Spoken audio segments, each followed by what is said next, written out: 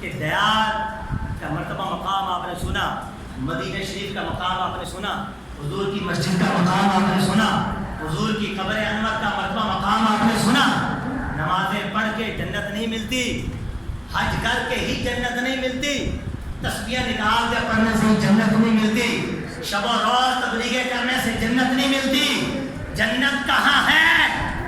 پڑھ بخاری شریف، مصطفیٰ نے فرمایا جنت کہاں ہے؟ ما بین بیتی و منبری روضۃ من ریاض الجنہ۔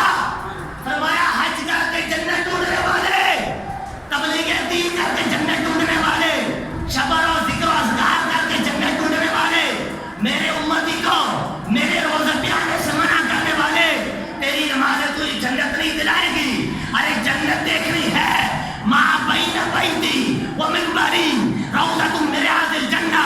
فرمایا جہاں مصطفیٰ کے قدم لگے، روزے سے مصطفیٰ اٹھے، اپنے حجرے میں چلے گئے، حجرے سے اٹھے اپنے روزے میں آئے، تو میرے روزے اور میرے منبر کے درمیان جو جگہ ہے، رب نے اس کو جنت کا مجمع عطا فرما دیا۔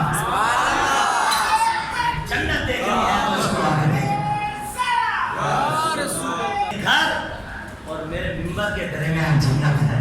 ہاں اب آئیے ان اشعار پہ اپنے بیان کو ختم کرو۔ مدینے میں اقامت سراپا خیر، اقامت ٹھہرنا، مدینہ نبی کا محبوب شہر، کہیے سبحان اللہ۔ مدینے میں زائر کے لیے شفاعت کی مہر، یعنی جو زیارت کرے فرمایا میں اس کی شفاعت کروں گا۔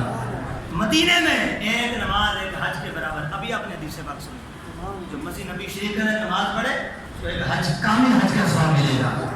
فرمایا مدینے میں 2 نفل ایک عمرے کے برابر، مدینے میں جبل احد جنت کا پہاڑ، مدینے میں ریاض الجنہ کی بہار، مدینے کی گلیاں گلاب کی گلیاں، مدینے کی ہوائیں جنت کی فضائیں۔